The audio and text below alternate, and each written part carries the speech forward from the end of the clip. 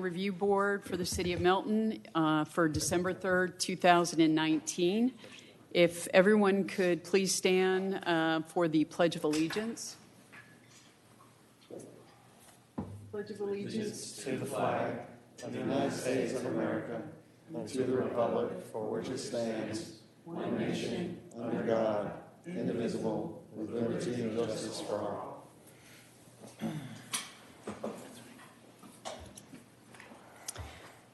First, like to introduce our staff and board members, starting to my left.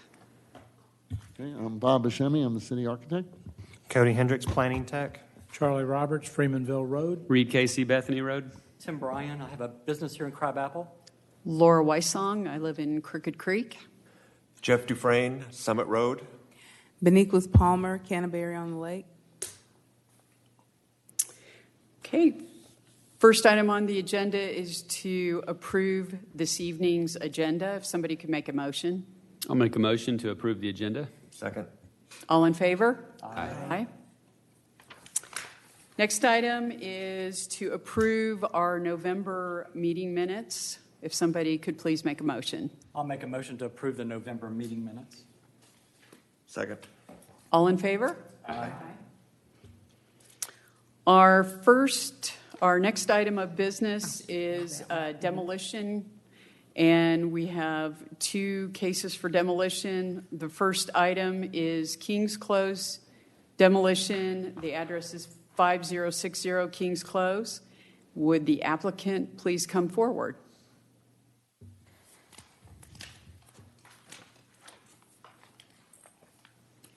Good evening. My name is Paul Shivers. I'm a builder out at the Manor Golf and Country Club.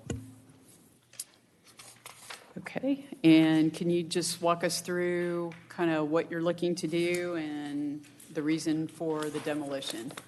This was an existing home on the property prior to the subdivision being developed. The neighborhood was actually developed around it, and the house is vacant now with the intention of it to be torn down for a new home to be built there. Okay.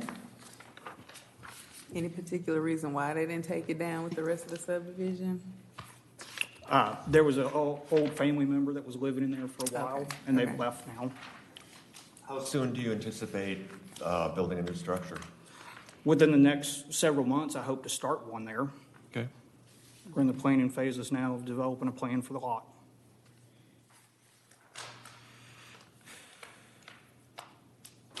Any additional questions?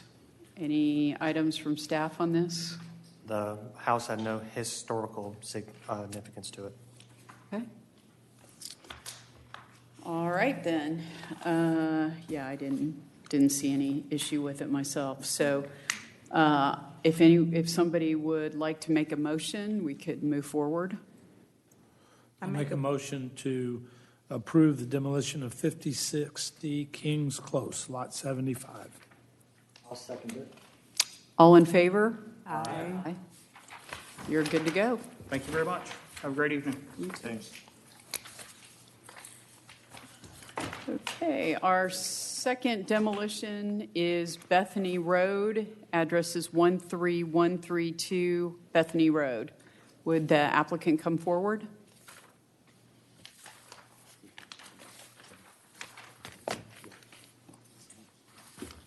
Well, my name is William Prince. I represent James Timothy Elrod Construction, and we want to tear down an existing garage / shed and replace it with a more modern 4-car garage that customers can use in its place. Sorry, can you just state your address for the record? 13132 Bethany Road.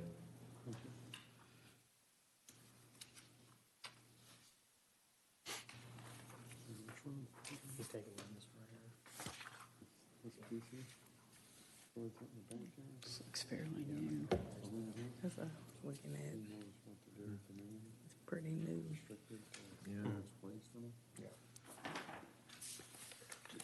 Just curious, I mean, you're replacing this existing building with a slightly larger structure.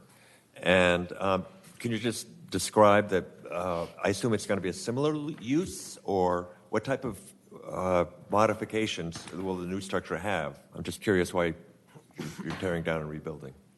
Because the structure that's there is just kind of not appealing to the eye, and it's not useful for the people. They can't really fit a vehicle inside of it, and they want to be able to park inside a covered area. And it was kind of built in phases, as the property's been there for a long time. So part of it's got concrete, part of it doesn't. It's very uneven and cracked up. Okay. And have you submitted any building requests for what's going to go on here, and how long will it be after you demolish this that you're going to put the new structure up? I have not submitted any further plans, but if this is approved, then we'd like to move forward, as soon as possible with the approval of the new structure. We've already had it designed, and the site plan obviously has been done. So, Okay. Are there any additional questions for the applicant? Nope. All right. Somebody would like to make a motion on this? Yeah, I'll make a motion to approve the demo at 13132 Bethany Road. I second. All in favor? Aye. Aye. Thank you.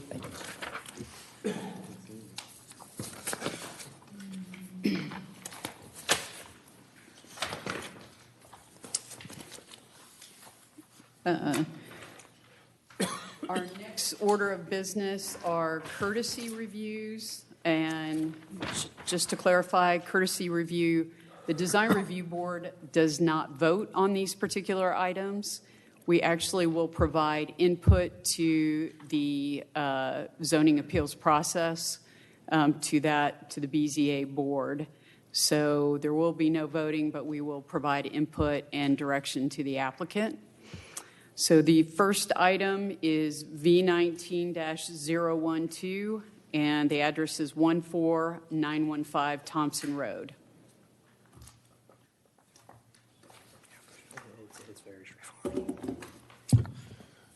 Madam Chair, members of the board, I'm Scott Reese with Brumlow Reese and Associates, doing business at 13685 Highway 9, Milton, Georgia 30004. I'm here tonight representing David Conrad and Carter Hewitt and their application for a variance to bring into compliance an existing house and structure. The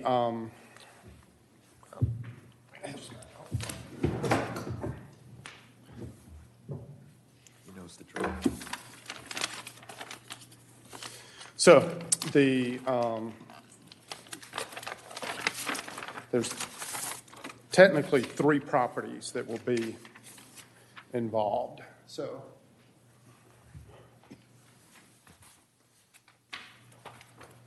okay. It's one of those odd situations where the property lines are not perpendicular to the street. So the center property, a younger, compared to me, individual has purchased that property, and on either side of him, he has more seasoned individuals, and they are contemplating selling. So I've kind of sketched on here what they're trying to do is create property lines that are parallel to the structure. So what has happened when the residences were constructed in 1979, this middle structure is 11 and a half feet off the property line. So what we're proposing is, with the new property lines, we're going to do away with that encroachment, and then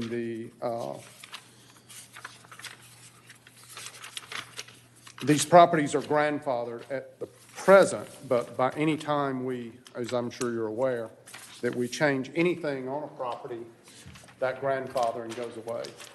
So with this new property line that's proposed, this existing residence that's 15 and a half feet away from the property line, and the outbuilding, which is 1.9 feet, I need a variance to bring those into compliance, even though they've been in existence for 40 years by affecting this minor subdivision plat that will hopefully enhance all three of the properties. I need the variance to bring this 40-year-old problem into compliance. So I think I've probably beat that situation long enough, and hopefully I can answer any questions. But what we're trying to do is do away with two problems and have one problem and bring that one problem into compliance. There's a subdivision adjacent to it. It was constructed well after these buildings were there. So they knew they were there when they purchased the property and developed the property and built the houses and purchased the houses. So there was nothing that was created after they had purchased. I have pictures of the houses and proximity, the privacy fence that's on that line. If you want to see them, I can load my jump drive. But as much as I like to hear myself talk, I don't know that that's necessary. I'll just be ready to answer any questions. Yes. I have a question. I hear 40 years and existing, but are you moving the property lines now, or? Yes. Well, I will be as soon as I can't. The minor subdivision plat can't go forward until I have a BZA approval for the setback encroachment. So this package was pretty sketchy for me. It doesn't have much information. I have this survey. Okay. Is this the existing line with the house 15 Yes. feet off and 1.9 off the That is old correct. 40-year-old property line? Yes. And that line will not move. Okay, so that, The only line Yeah. is the middle line. If you're looking at what's on the screen, so that line I can't move. That's next to whatever, one of the Potterstone subdivisions. All right. So then I'm contemplating moving the two interior property lines to eliminate that encroachment that's on the center property. There's nothing I can do to alleviate the variance that I'm asking for. so are these three properties going to be a new subdivision plat? I'm not sure why we're talking about three properties. I'm sorry, I'm confused. Okay. tonight. All right. So, Three properties, one property line, which is in the middle of two others. well, there's going to be two property lines that are affected. So the reason that we're here is to move those property lines. Those, can you start defining? I only have this, and Okay. then what's on the screen? All right. So that's why I brought this, because it was somewhat confusing. So Out away from that middle house. this will be a new property line. Does the yellow, I see two green lines, but then the yellow's on part of it. What's the yellow signifying? New property line. Okay. But in that new line goes the length of the property or just the distance of yellow? No, it will be the length of the property line. The whole property line's moving, but the yellow is the property line that is affected by the encroachment into the side setback. All right, and then also to create a side yard, we will be creating a new property line here. This is the existing property line, and then this property line is existing partly. And why the survey I have doesn't show what the screen has, and on the screen, you're not showing this building that's 1.9. Where is it? Okay, so what you have. Kind of on like the- apples and okay, oranges, What Scott. you have on the screen is not pertinent to the variance. Well, then why are we looking at it? Well, it is. It's the explanation for why we're applying for it. Right. To create the minor subdivision plat, I have to go through this process. But the only lot or parcel that is pertinent to the variance is what you see before you. So this house from 1979 was constructed 15 and a half feet away from the property line. This accessory structure was constructed 1.9 feet away from the property line. So that is all well and good as long as we don't do anything to that property. We understand all that. So, but we are anticipating doing something to that property because the owner of this property is now seeking, or it's for sale. The person that owns this property to the west, he also has a 1979 house that is 15 and a half feet away from the property line. We're going to move this property line here to bring that 15 and a half foot encroachment into compliance with the 25-foot side setback line.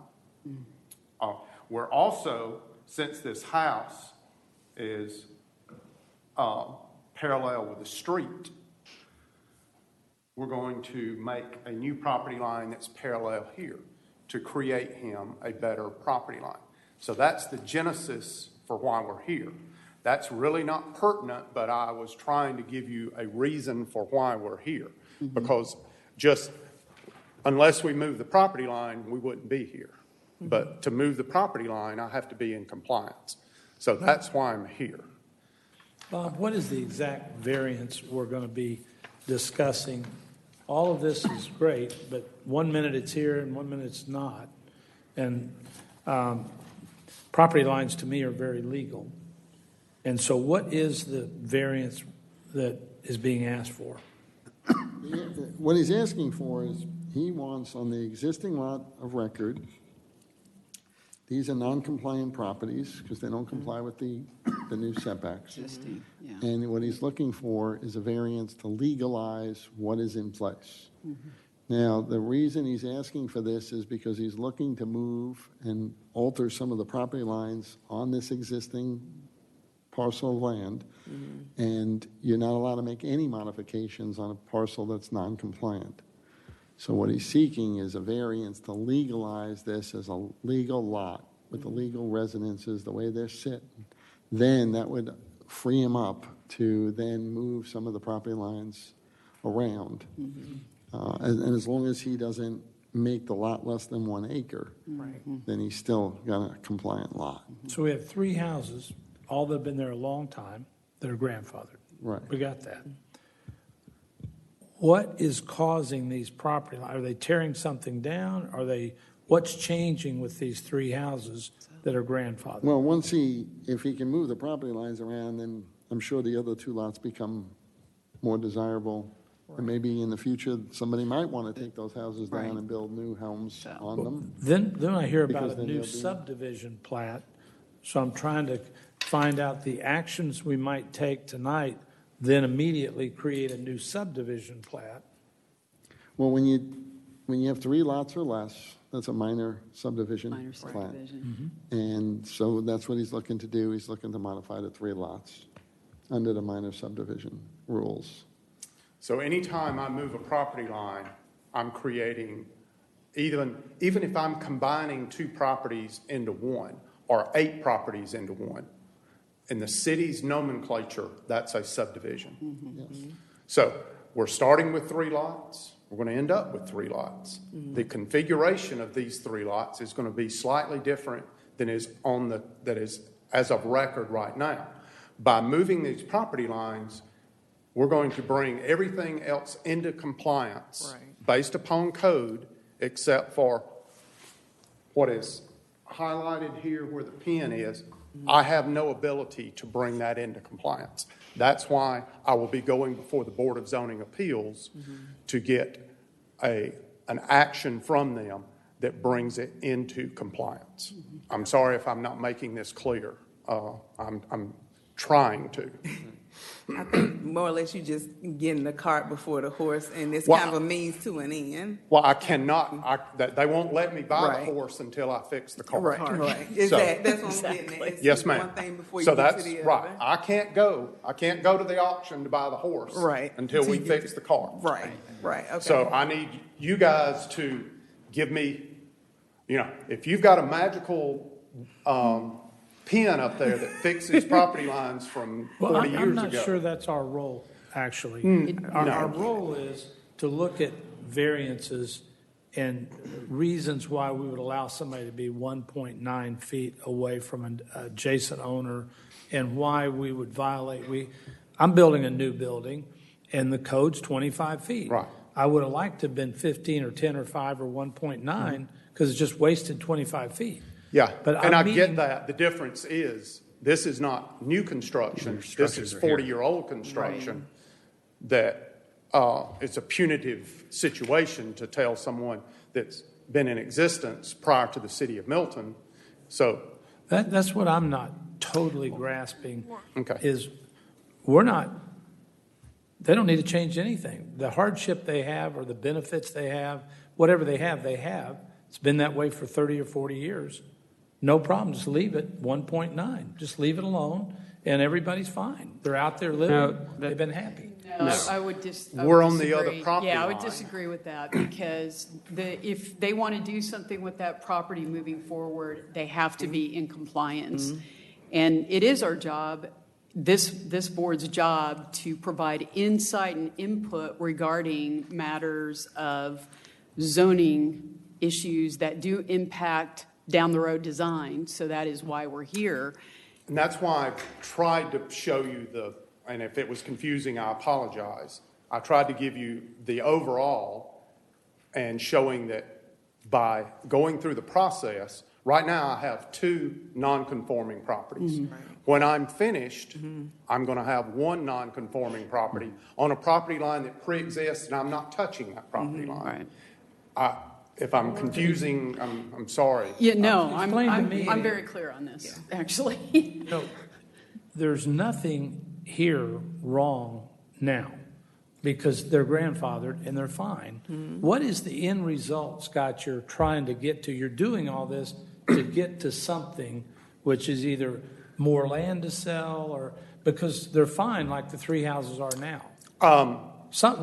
Okay. Could I hear you? I agree Yeah, with everything you said, Laura. I mean, I'll try to And then answer you that can as best step I in, can. So what is happening is the 2 exterior properties are in a period of transition.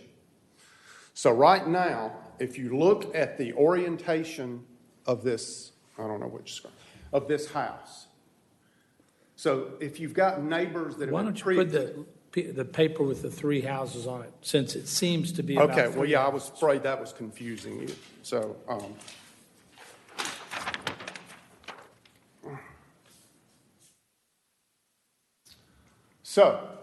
what we're trying to accomplish, or what the applicants are trying to accomplish, is they're trying to create property lines that are more parallel with the existing structures, as opposed to the property lines now that are perpendicular to the street. So, in effect, when new potential buyers come in, that the property line... So that it is about a sale, and houses generally aren't in transition, like moving around. The houses are going to be there and the land's going to be there. And I agree with everything you said, our job, Laura, but also our job is to understand if we vote for this or we don't vote. If we go along with this, what is the ramifications that are coming? And that's all I want to know. I think I can clear this up pretty easily. Okay, So please. the triangle lot, how large is that lot? It's approximately 2.8 acres. Okay, in the middle lot, how large is that lot going to It's be? 1 acre exactly. Okay, so nothing can change on that middle lot. If I take anything away, I have to add an equal amount. So how large is the lot that's being affected the most on the very far right-hand side? 1.3, And it's going to become, 1.1 or right. something So along that line. nothing is going to change subdivision-wise with those 2 right-hand lots. The worst case can happen even now without changing anything. 2 lots could be made on the far left-hand side lot. Yeah, and that's not the... I know that's not probably Right. not going to happen. And as an aside, once we bring these properties into the minor subdivision plat, guess what? It can't happen. There's a big stamp on it that says any lot thus created cannot be subdivided again through the minor subdivision So plat this is process. like- So we're locking this down, which is an unintended consequence for the applicants, but they realize that's the case. They're not trying to create more lots. No, in my mind, the applicant is looking down the road in case they want to sell the property. It's their right. Well, not so much that. They know the two exteriors because the Hansards are in their early 80s, and the property to the north, it has a for sale sign. I mean, it is now being, the elderly lady is going in a nursing home there. So the guy in the middle, while he has neighbors that he's had for 20 years, they are agreeable to him enhancing his middle lot by creating parallel lines with the house. You know, in 1979, that builder probably shouldn't have done that, but he did.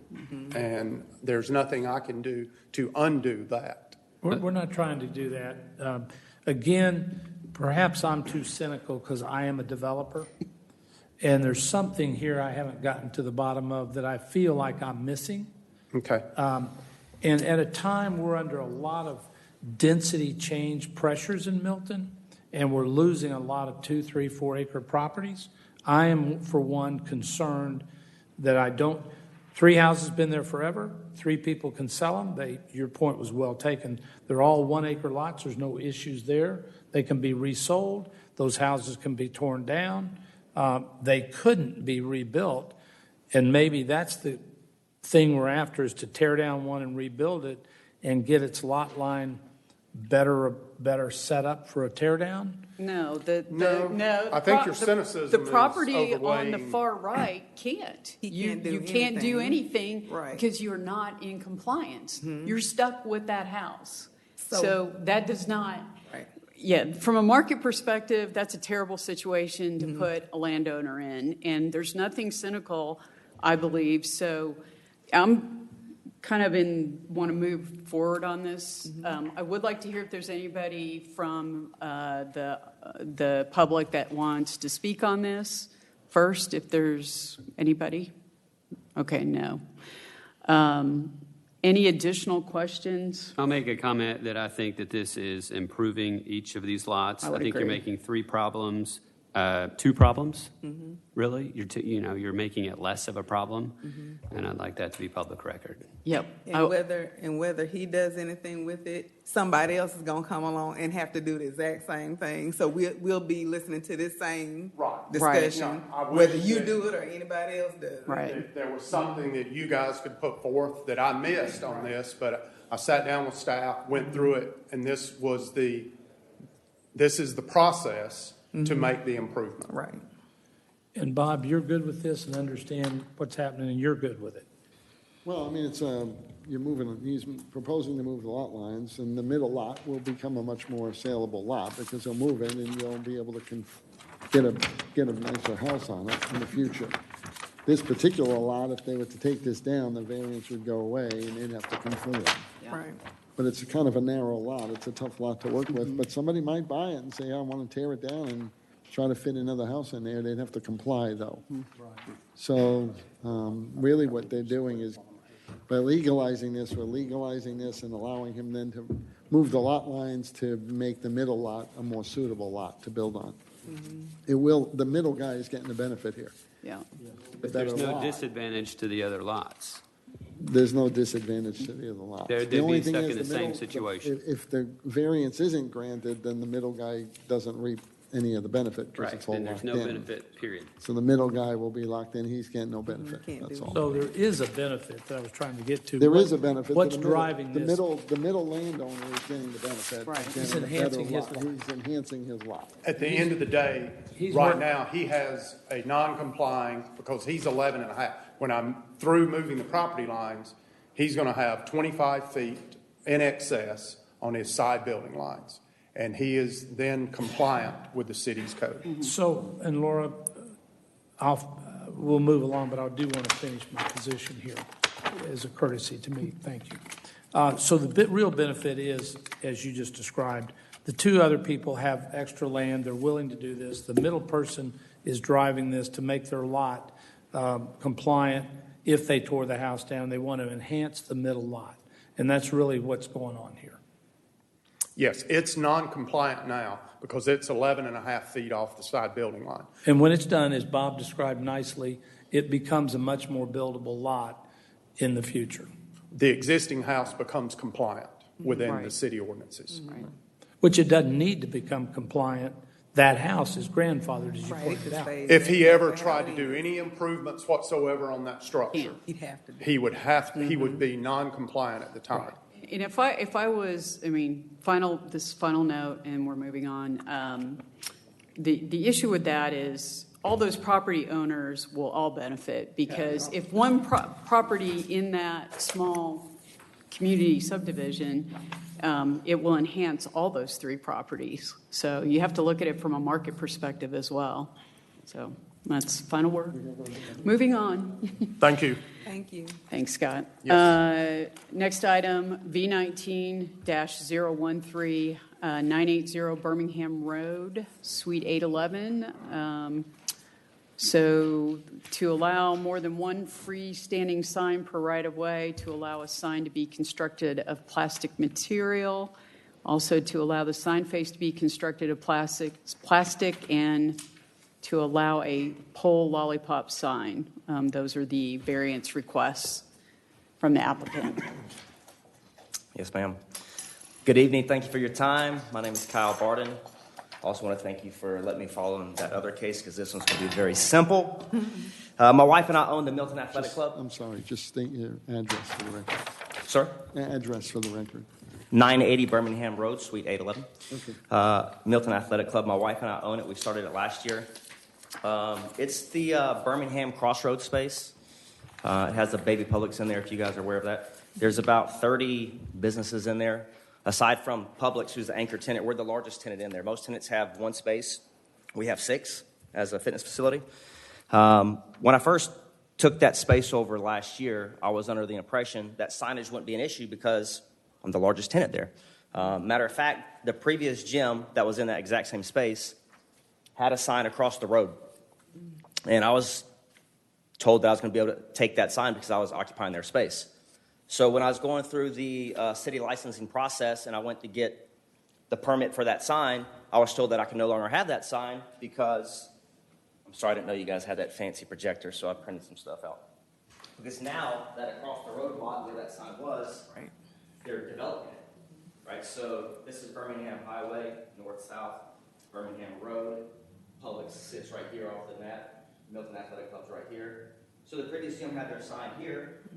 I was going to take that sign, then I was denied by the city after I moved into the space.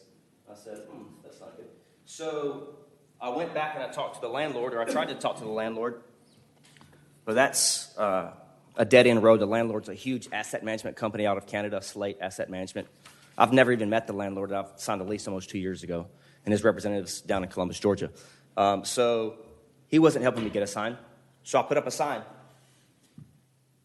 I've been in Milton 2 years. I've never owned a business before, so I was ignorant of that. So I put up a sign. Here's the current sign, and it's all occupied by current residents.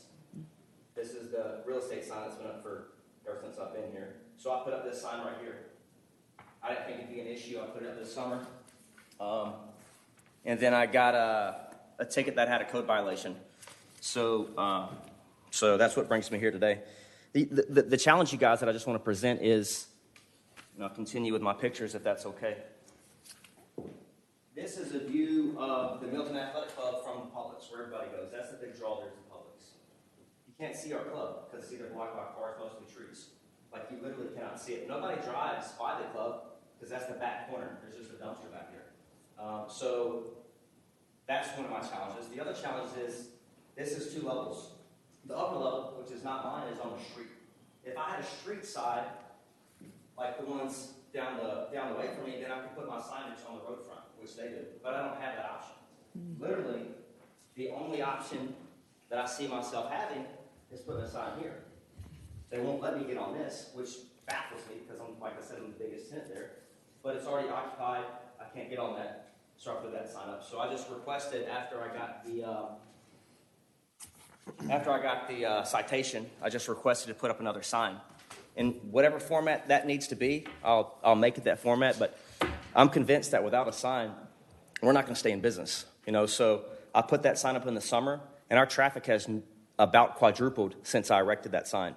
Everybody that comes in, I say, how did you hear about us? The top reason is the sign. Secondary to that is referrals from current members. Tertiary to that is social media. But that sign is driving traffic. And I think without that, we're going to have some problems. So, Bob, I've never heard where the tenant is not adding to the sign, because we have tons of commercial around here, and usually that is what we do, because that's part of the sign ordinance. So what? So there's a little bit of history up there in that corner. It's a... Yeah, unfortunately. So what happens is several council members, economic development director here at the city, and staff, I think Cody was there.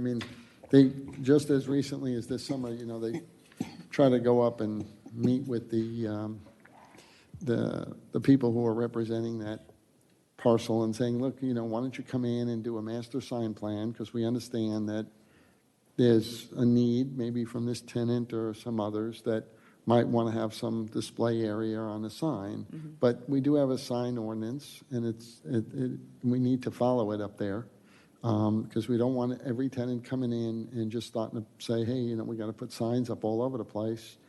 It has to be structured and in compliance with the guidelines that are for that area. So we would try, and I know a lot of people were trying to reach out and do it. The city, I don't think staff is in support of having individual signs being put up. They should be put up to code and to meet the standards that are set forth there. The city put a lot of time into revamping the entire sign ordinance. When we became a city, we put a lot of time into that, because we're very sensitive about signage. What I think really should happen is, and the city's willing to certainly help out every tenant that's up there. We are encouraging the businesses up there. We think he's doing a great business. We're all trying. I think we need to get together with the property representatives and have them come in and do a master sign plan, mm-hmm. so that we can really sit down and work together with the tenants and the representative and the zoning, and come up with a plan that works for all the tenants.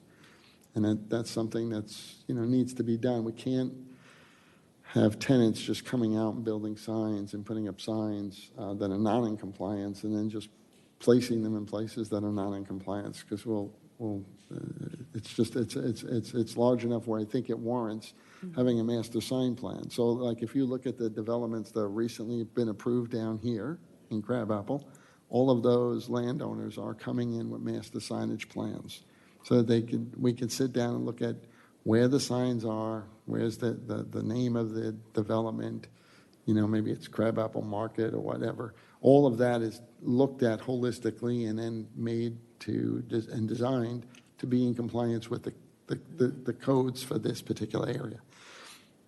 And I really think that's the way staff is approaching it, thinking that it should be that. Sir, may I ask you a question? May I ask you a question? Sure. So, from what I understand, they've been trying to fix this sign thing for a few years. If you guys are to tell me, Kyle, take down your sign, we'll fix it, I'm going to be out of business before we get a sign.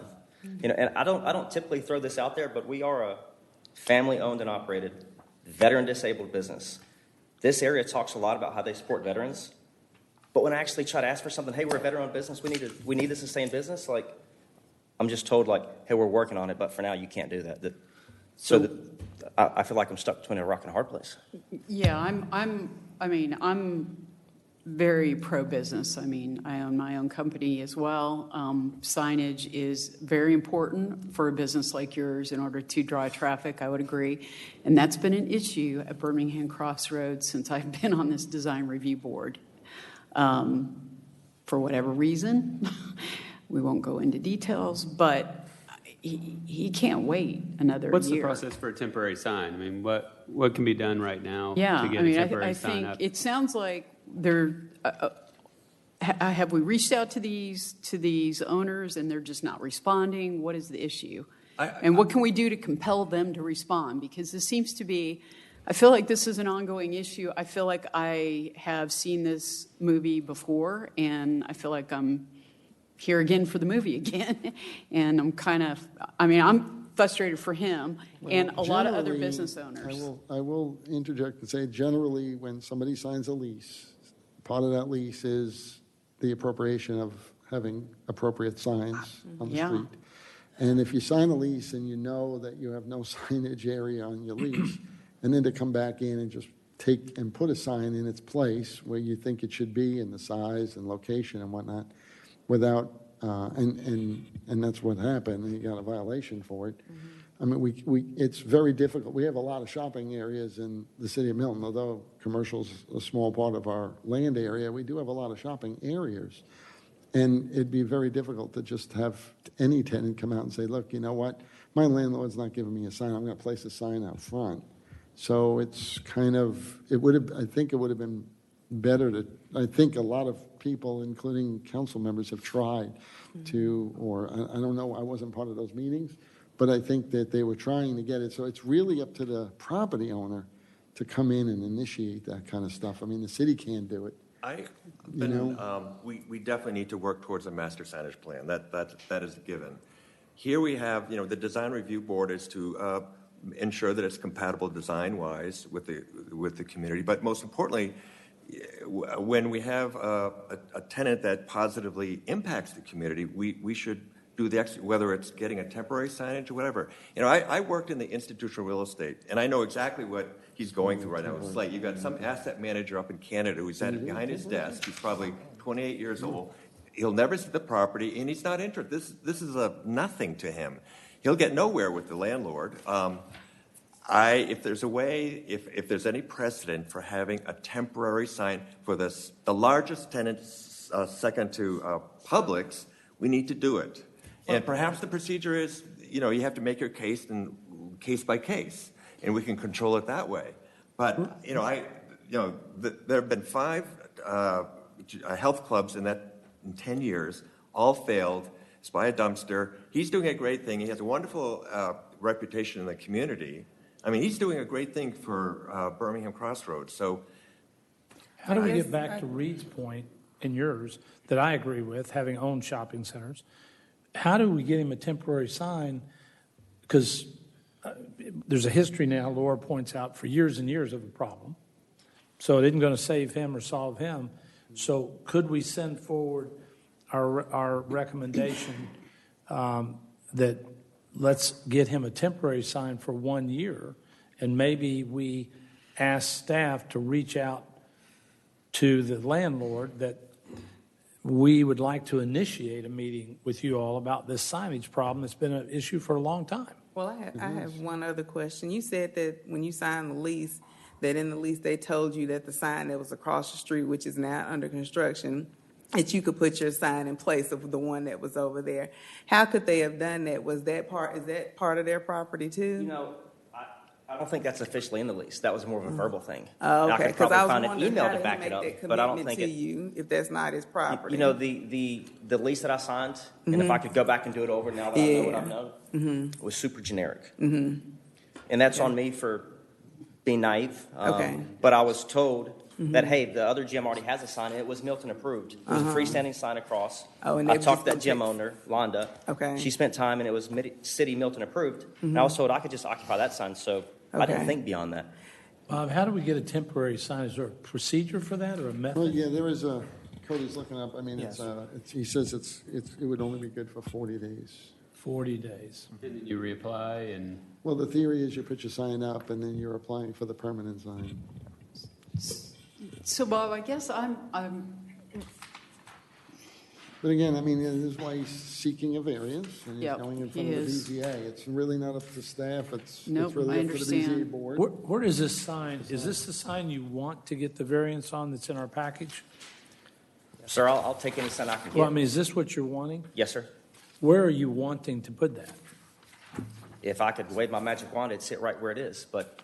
And where is it now? By the public, by the main sign? Yes, sir.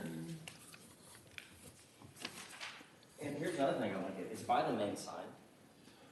This brand real estate sign does nothing for the area. There's still 10 vacancies, has been there for years. Yet Milton says you can only have one sign, but that's an exception. How come the biggest tenant can't be an exception? Well, you understand you got to go through the procedure of getting the variance. Yes, sir. Right. And so your points, we get your points. I support you. I think everybody does. So maybe what we want to do, because we don't vote, we can't make anything happen, is to support you and ask them to give you a temporary or give you a variance to put that sign up. I, for one, and I'm very picky about things, but with that sign that's already up there with Publix, the real estate sign, your sign's in good taste, you really got a hardship. And that's what I look at, is there a real hardship here? And I don't necessarily look at the size of the tenant, because somebody going out of business, if they had half your space, is still a hardship. Okay. So that's what my comments would be to appeal to the variance board to give you this, let you put it up until such time it would have to come down at such time the owners erect a new sign. I've only been on the board a year. What Laura says has been a problem for years. I think there's a time in every city government where maybe we reach out to an owner in Canada and say, there's a problem here, and can we initiate discussions to get a new, really nice monument sign? This isn't the greatest looking monument sign anyway. And work with them and let Bob help them design something that is nicer than this, that lets those key tenants get on that sign. I think we should take some initiative. Yeah, Bob, so are they in compliance, I guess, right now, is my question? We do have some sign ordinances, so like, if you look at Highway 9. The current sign that's there is in compliance. But does it, I thought sign compliance was usually you had, all tenants had access to sign space. No, that's not. Okay. You can put one sign, All right. one tenant on, or 10 tenants. Yeah, It's so square feet of sign. I have a couple recommendations, be happy to jot those down. So I would say my recommendation would be to allow a temporary sign that meets Milton sign standards. I also would like to see, this is not really for the BZA, but this is for planning, that we really need to look at the sign ordinances and make some adjustments, because stuff like this shouldn't happen. I mean, we shouldn't have tenants trying to get their name on a sign. We're missing something in the ordinance that's got to get changed. So I think we need to look at that and start looking at making some changes to the ordinance. This isn't the only case. I've seen this happen in a couple other areas too. So I'd like to see movement on that. I also would like to see the city reach out to this owner and get some conversation going, because this has been a constant issue for the city, and I think we've just got to be more proactive. You can't be an absent owner. I mean, these are people trying to run businesses here, and they can't be absent from also being part of city ordinances either. So those are my recommendations. Bob, who controls that public sign? Is that, like, they got approval for that public sign with the two other tenants? Is the owner the only one that can make modifications to that sign if it's in compliance? In other words, could we have a conversation with the owner and, just say? I think that's what the council member, I believe it was Matt Coons, met with them to try to show support to revise that sign. And we said, look, you could just do it under a master sign plan so that we could look at all the signs and try to really make something there that works for that whole commercial area. in that quadrant. But I wasn't at that meeting. I don't believe we got any response from them or any submittals or anything. I'm just, as I mentioned before, that institution's budget for next year has already been in. It's not going to, nothing's going to happen for a year, even if it's just the inertia of working with these institutional investors. For all I know, they're planning to sell it next year. I'm not going to do anything. Yeah. Well, and Laura, as you talked about businesses and ordinances, remember, this is a problem with the tenant and his lease. This isn't a city problem. This isn't the landlord's problem either.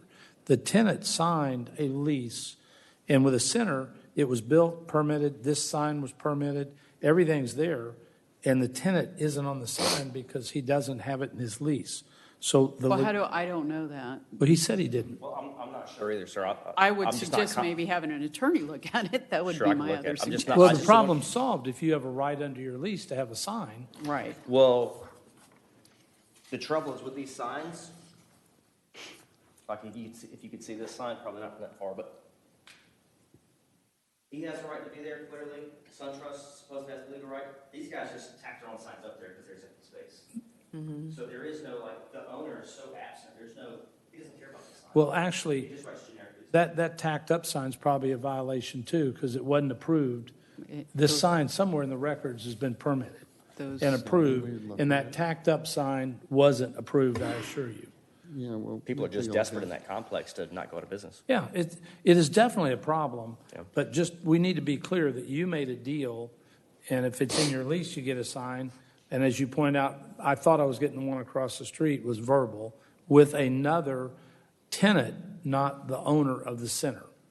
And I've been in the center business 40 years, so I understand what's happening here. And this happens everywhere. Everywhere. I mean, it's just the cities won't give you a big enough main sign to have big signs for every tenant. That's the problem. I think City of Milton, the Highway 9 Publix has plenty of room for all those tenants. I haven't seen any issues with any of those on Highway 9, so. Or maybe a good idea for the applicant. That was probably done in if you Fulton can check County. your lease, and maybe when you go to the BZA. No, they redid it have for, the lease or look at it. For Highway And then you 9. can tell the BZA board, it's know, either in your lease or it isn't in Yes, your sir. lease. And many of that those might be a businesses there, they very don't good need point, signs right? because they have To the show roadside BZA, it's frontage. in- right, There's 30 there, yours but is a probably unique five. situation. You don't have the. Yes, ma'am. Where most of them are on That's- the road that's front. true. The only two-level ones there that need signs, Aveda, they have a sign. State Farm, they have a sign. I don't. The three businesses above me, they don't have customer foot traffic. So there's probably 2 or 3 of us that actually want a sign. Right. You have a unique situation too. Yes, ma'am. I would, in addition to that, going to the BZA, I would, if I were you, I would maybe seek to get some legal counsel just to clarify some of that. Okay. That might be not a bad idea for you. Okay. I got another, you were saying that about the sign, I'm back across the street now, and you were saying that you thought you were going to be getting the place where the old sign was located, but that's clearly not their property. That's now this new developer's property. Yes. If you had that sign back where the old sign went away, do you think that would satisfy your condition? That would be the best sign. Have you talked to the developer? And no, I talked to the city of Milton about it when I first moved in, and they told me no signage was allowed there because of that development. So I Well, didn't pursue yeah, the but process. if you talk directly to them, and it may be a snowball's chance, but right now you need Okay. to make money. Okay. Talk to that developer and say, I would like to either rent some space just for my signage or Okay. whatever that complies with everything, but kind of work with that person over there Okay. that's developing that property and say, just for 6 months or for a year while y'all are under construction, can I have a sign there until they either come up with a temporary signage plan or we come up with a master signage plan? Because I have the feeling they're going to redo something anyway once that construction across the street. But won't is Milton up. have to prove that as well if I put a sign across They the would street? have to approve that as well, but at least you'd have the opportunity to quickly, I'm thinking time. You're Why would getting ready Milton to, approve that one but not this one? depending on the type of sign that you're planning on putting up. Right now, I don't think that it complies with what that development is there. Okay. If you have something that complies and it's across the street, I think it'll be more visible Okay. for you. And I'm thinking out loud, just It'd be great if I could put it brainstorming. over there. I just, Just curious to see what would happen if you were to talk to that developer over Mm-hmm. there, if he would give 6 months or a year, because you're getting ready to go into January, and that's when it's boom time for us. people like me like to lose holiday weight. Come on so. in. And it's best to have that conversation before the BCA review, because they'll ask, what have you done? And clearly, you've exhausted a lot of possibilities, but Yes, sir. that's an area of Okay. interest. Yeah, I would before that too, if you can, maybe get some legal counsel. So when you say get legal counsel, what do you mean? To review your contract. Oh, just to look at my lease? Yeah, Okay. I to see Okay. if there was an issue there. I Okay. mean, it's another avenue, and Yes, ma'am. if there is an issue there, that's something you could bring I forward. should have looked at that before I Yeah. showed up here, so I'll look at it. I would do that. Okay. The other part of this variance has to do with materials it's made of and the style of the sign too. So the what you Yeah, guys those read are said plastic, issues. but it's not plastic. It's wooden and metal. But I'll make it I was just whatever. thinking it may come up since it's on our list here when you go in front of the next board. Okay. That may come up as well, the materials Okay. it's made of, since it's on our list here. Yeah, the materials would have to comply with what, even a Yes, temporary would any have to sign comply. would have to comply with the would, regulations of that yes. area. And are you familiar with those requirements? I'll find out and be in compliance. That's not. I don't have an issue with that. Any additional comments for the record? Any comments from the public on this? No? All right. Well, Thanks, thank everybody. you and good luck. Have a good night. Our next item for courtesy review is V19-014. Address is 643 Glenover Drive. The request is to allow a pool deck, and pool equipment to encroach into the 75-foot impervious setback.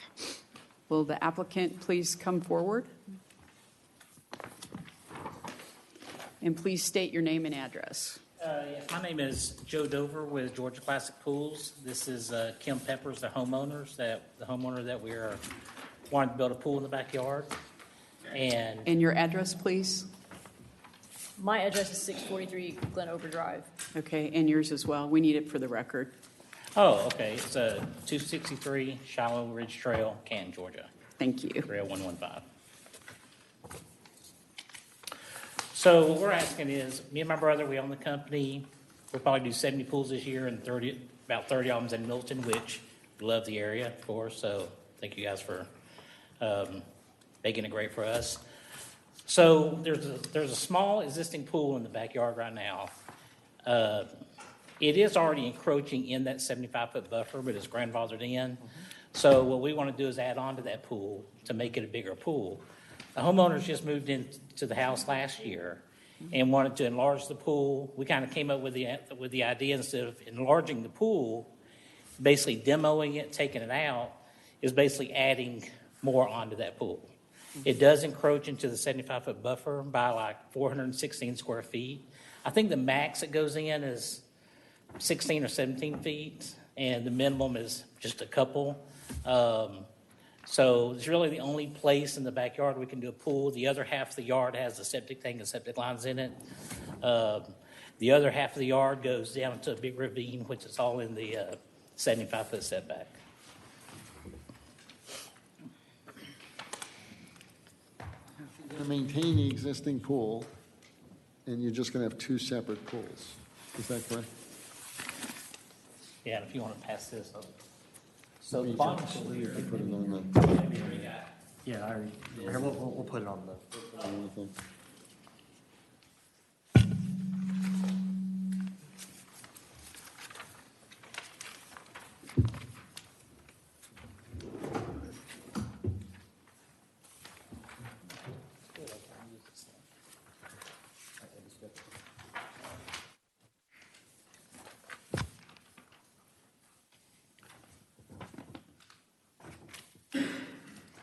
What is this? All right, so the smaller pool, which I'll put this one on first, This is the buffer. is the one down below. And it has like a 2-foot high stone wall in back of it. So what we're going to do is add on to that to make kind of a double pool. So the top pool will fall into the bottom pool. So as you can see, the 75-foot setback, it not only goes through the existing pool now, but it also goes about halfway through the new pool we propose. Would you mind to point to the old pool and point to the new pool, please? Oh. Old pool? Yeah, this bottom pool here Pool one. is the existing. Okay. No. Do you mind to stay on the last page, please? Oh, yeah. Okay. All right, and then the new pool is the, All right, so this area right here is the existing pool. okay, All of this is all existing, all on the side of the house. All this is already in. This deck is in. This is all septic lines, septic fields in this area. Right on through here is the 75-foot setback. And so what we like to do is encroach about half this pool into that 75-foot.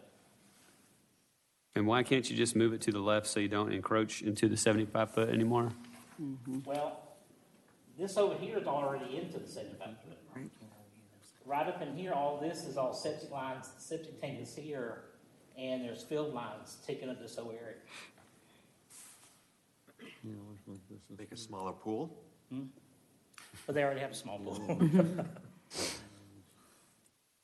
And the pool walls, what's the height of the pool wall It will be New 3.5 feet total.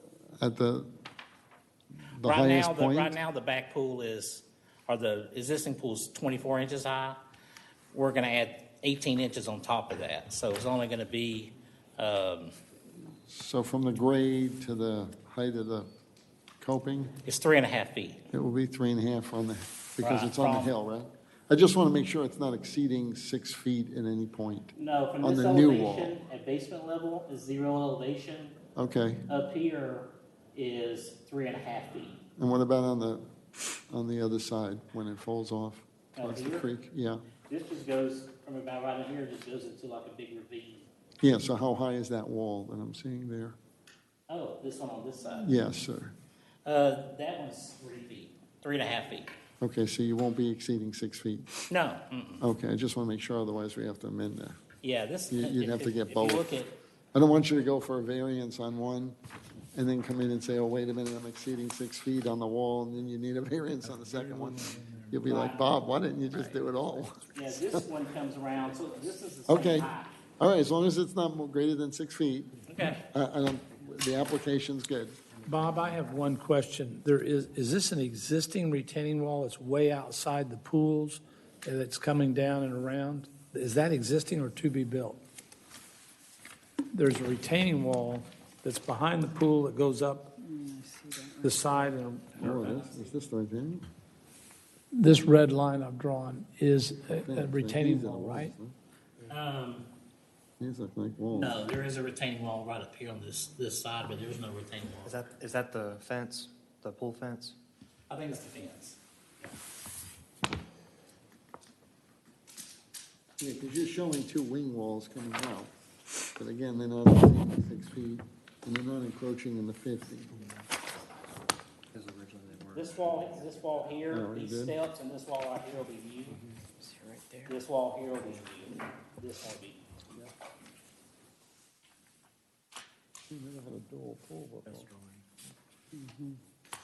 We do have, Ms. Pepper's got signed documents from all of her neighbors, saying they were all okay with it also. It's something, so what is it? That's the fence. Okay, for sure. And then that's in the 75 and into the 50-foot buffer. If you could just bring those You can documents to bring the the fences BZA in. as well, As long as they're that'd open be and great. non-obstructive. you We can got bring them the with fence us. through And I'll or if you want to hand them to me, I'll bring them to the meeting, I'll read them into Yeah, the this is record. Okay. This one. Here's the here, it says 75 one. 75 coming through, so, Yeah, I've got it covered in. yeah, so he's And here's encroaching the into the 50. 75. You want me to send you, This was in the 50. PDF something? code, we made it back, because we don't allow anything in the 50. Okay.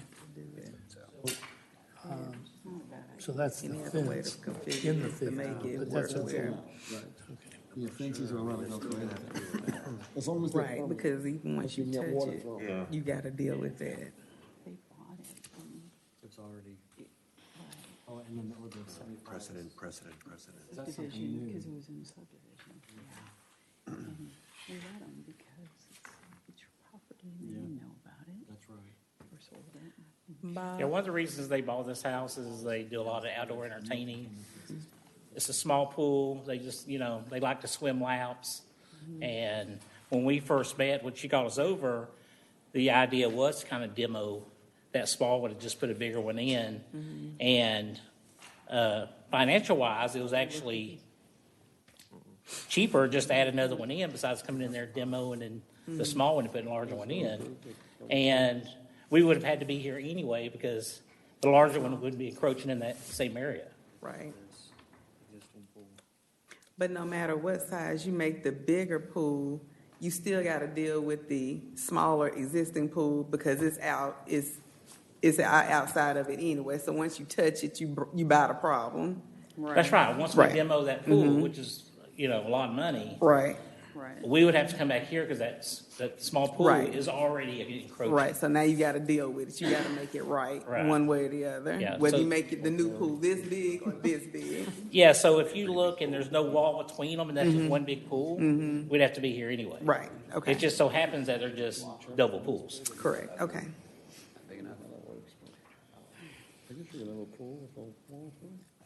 Any questions or comments?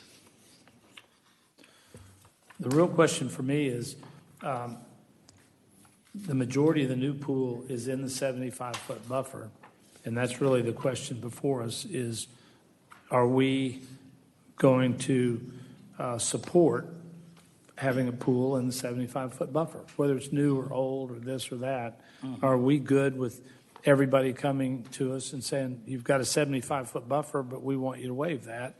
And we've had, that's just, it's a precedent we're setting that we're allowing. It's on. We just talked about signs.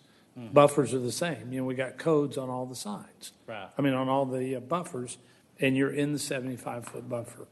And the 95% of this new pool is in the buffer. Well, I guess I would just hope, because we've been building pools for 25 years. 25 years ago, it was a whole different animal building a pool. There wasn't 25 and 50, 70, there wasn't all these. And I feel like that the reason that those setbacks were put on there so you could deal with each job independently of everything else. So I feel like there doesn't have to be a precedence. I feel like you just kind of deal case by case is kind of the reason those setbacks are in there, And so, because we're not trying to encroach on the 50, we're trying to just encroach on the very back part of it. And it is a big ravine, so it's like you don't even see any neighbors. And I might even could see it if there was a neighbor that was 100 feet in back of you, and but it's all trees and woods. You don't even see any neighbors there. So I would be hoping that you'd just take it case by case. It's not about a buffer. Well, I just want to clarify and ask you a question. What would prohibit you from building the new pool outside of that buffer? It looks like you have enough land area and the topography doesn't look challenging, so why can't you just shift the pool up? I'm just asking. I mean, that's going to be a question the BZA is going to ask. They're going to say, why can't you? Is there a place on the site we could put it conforming?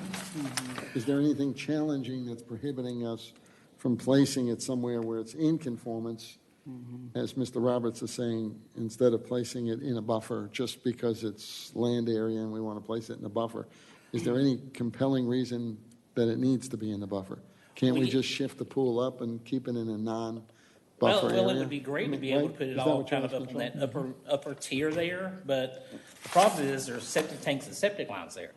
So every one of those, not only the lines, but every one of the lines and the tank would have to be completely moved and probably routed around to the front yard. Because the bottom part of where we want to put the pool now is all in the buffer zone. So if I was to take and Let me build- ask the board this, and this is is a precedent. Hundreds of us have these buffers on our property, Yes, sir. including me. I would love to use my 75-foot buffers and build in them. And I've got 3 or 4 acres in the 75-foot buffer. And this would help me if I could build in my 75-foot buffer. But I understand the law, so I'm not going to come ask. And hundreds of us have talked about this, that own properties, we would all like to build in the 75-foot buffer and pick up 25 feet. It would help hundreds of homeowners. And we're setting a precedent on these buffers. That's what I want to go to BZA, is it's a precedent all year long about, are we going to put construction in the buffer? And if we are, why do we even have the buffer? Well, I can, let me just clarify a couple things. This case is a little different than what we normally get. Typically, the type of case that we get for a pool is, in a subdivision, is a new homeowner bought the property and was not, the realtor, which is very typical, did not explain buffers, and they want a pool. So in that situation, we typically have granted it to the homeowner because they were lacking information from the realtor when they bought the property. This one, you already have part of a pool, so this is a little bit different, and you're extending the pool into the buffer, although part of it is already in the buffer, so I'm inclined to say part of the pool's already there, so, you know, is it a big deal that you allow additional? I'm on the fence on it, frankly. Well, and it's not clear to me where the what would be helpful, I think, to better understand is where the field heads are exactly. I can't really tell for septic on these particular, because I'm not seeing where you're telling me. The question was if you modified it or changed it, but I don't see on this diagram where those sit. And well, we can get those for you because they take up the whole back, and it's also, that whole area is also elevated up like 6 feet from, I mean, as you can see, the wood deck there, that's like main floor level, and you come down 3 steps, and that's the backyard. The main pool down there is at basement level, so that's about a, you know, probably an 8-foot rise on that hillside there. So we definitely can get those and send those over. And can you point to, on this diagram, where those are exactly? Yeah, so this is the main level of the house. This area is 2 foot down from the main level. This is basement level. Where this pool is 2 foot higher than the basement. So from right here to this backyard is about a 6 foot elevation. So not only are we dealing with the field lines and the septic tanks, we're also dealing with a 6 foot high elevation. There's a hillside right here. It's probably got about 10 steps going down it. All right, so where are the septic on here? The septic tank is right in here. It's right in there, okay. And this is all grass right now. Right. Okay. Now, on your point about the So if you shifted that over, you'd be. kind of with the setbacks, so we have to go through variances all the time, not only in Milton, but in City of Alpharetta, Atlanta, Sandy Springs. Sometimes we only need 2 feet, 5 feet. Sometimes we'll get them, sometimes we don't, but I feel like that's what the board is for, to take case by case, because you said you have several acres in the 75 foot. Well, I would think that if you really want to do something at 75 foot, you'd come to the board and ask, can I do something here? I don't think you have to take this case and say, and somebody's going to come to you guys and say, oh, well, this guy was able to go in there, we should too. I think it should be kind of a case by case. I'm actually a developer, and precedent is how we win cases against cities and boards. Yeah. And so I'm going to not talk about this anymore, other than I do want to get on the record here, Bob, that we are setting precedents when we allow new construction to be in these buffers. And we are setting a legal precedent that is going to be a problem anytime a developer wants to sue us. I have buffers and others have buffers, and all of us would like to build in those buffers. If there's a hardship and we were sitting here and you needed 2 feet or 3 feet, but again, I'm a developer, engineering-wise, 95% of that pool is in the buffer. Not 2 feet or 5%, but almost 100% of your new pool is in the buffer. I understand why you want to do it. I understand it's going to enhance the house, but it's the precedent these boards are setting going forward in Milton. And so that's where I want the board to hear, and I want to be on record, is I'm against constant construction in these buffers. And if we're going to allow it, we need to go back and get rid of the buffers, because fair is fair for everybody in Milton. And Milton's rolling terrain with lots of creeks.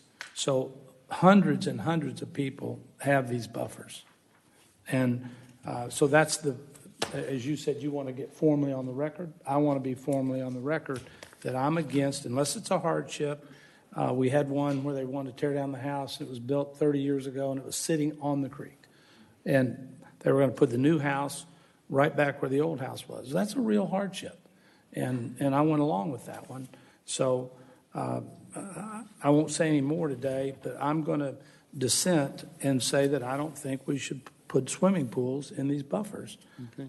And I could suggest, if you'd like, part of the service we do, you could come in and sit with me, and we could look at it together and see if there's a way we could place the pool in an area that would either eliminate or minimize to a much greater extent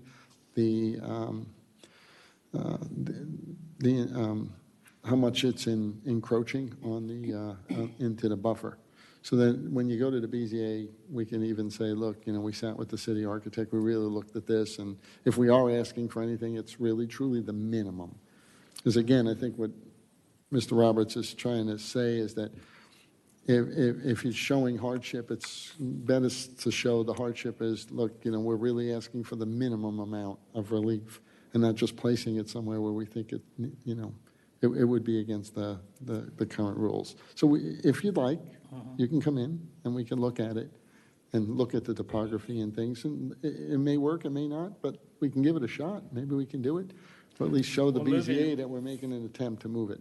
Moving forward as a pool builder, that we have to go through Milton and all the other cities, whether it be 2 feet or 1 feet or 6 inches or 17 feet or 40 feet, is it just don't even come in if it's going to be over the boundary at all? Because I feel like Mr. Roberts was saying, why do we have these buffers if people are going to want to build past them? So it is that point. I do want to correct you. I said if you were a foot or 2 or 3 and it was that little bit, I'd be supportive. But when it's 95% in the buffer, the whole length of the pool is in the buffer. Okay. That's not a foot or 2 or 6 inches. That's the entire pool. Right. 95% of it is in the buffer. I just want to, you put words in my mouth. I want a foot or 2 or 3, I'd have been supportive. Right. Okay. Okay. Additional comments from the board?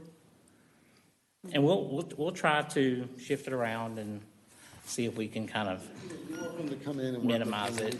Cody and I can look at it. We can try to work out a better solution that might minimize the amount of encroachment or impact. I think that might help you out. And I think something else that would help if you did meet with Bob and then y'all came up with an alternate plan showing that, hey, this is what I did want, but I did meet, and we got it down to now instead of 90%, it's only 5%. You've not, I'm going to say this word, but you've made a sacrifice. You put some skin in the game to make this thing work versus this is what I want and I want it all. And it's an easier sale, if you catch my drift. If you say, this is what I kind of had, but I'm willing to give up this much to make it so that I'm not encroaching, to respect the buffer. And you know what I'm talking about? It's a compromise. I truly wish that. Yeah. I truly wish there was a law statewide that you have to have a house. You have to have a survey before you even buy a house. Right. I run into so many people, they didn't end up can't doing the pool at all. Right. She didn't have a survey when she bought the house. She didn't know that the pool she had was encroaching on any kind of easement, because when we first met, I came out and her first thing to me is, hey, we want to demo this pool out because we like to swim laps, we want a bigger pool. And first thing I said, well, let's get a survey and kind of see where you're at. I actually had this plan drawn up before she even got a survey. Right. She had a couple of acres, so I figured there wasn't an issue, so. Yeah, well, that's one recommendation Yeah. for people that I know personally, and when they're getting ready to close on the house, I said, before you close, you need to get a survey, and you want an as-built of every plan, including the MEP drawings, before you close. Don't wait until after, he's got it, because he pulled a permit. Get everything up front, that way you're aware of all of the restrictions. Okay.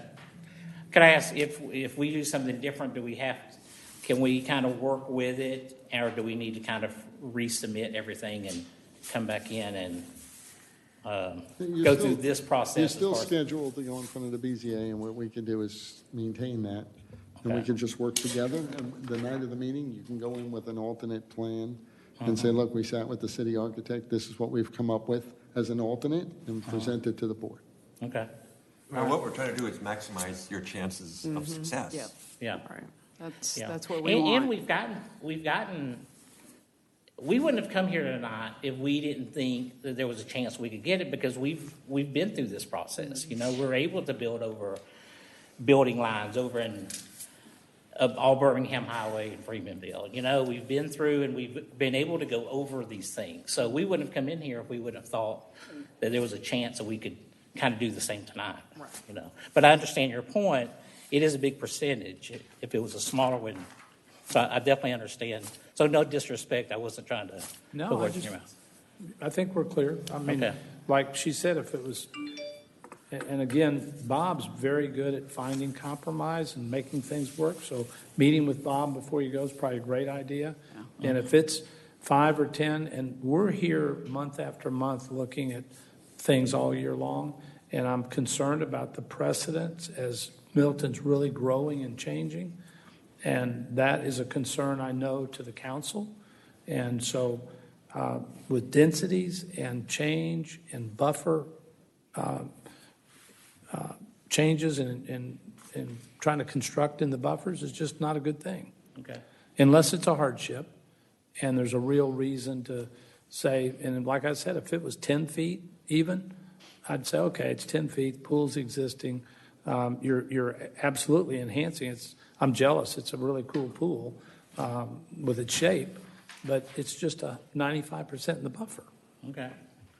All right. So what we'll do is I'll kind of get on this pretty quick and get back with you then. Yeah, just call up Cody and schedule a time, and we'll meet. Okay. All right. Thank y'all for your time. Thank you. Thank you very much for coming in. Great. We have one additional review, and that review number is V19-015. The address is 15770 Thompson Road, and the request is to allow a new public road for a subdivision to be 2 feet from an AG1 zone property. Will the applicant come forward?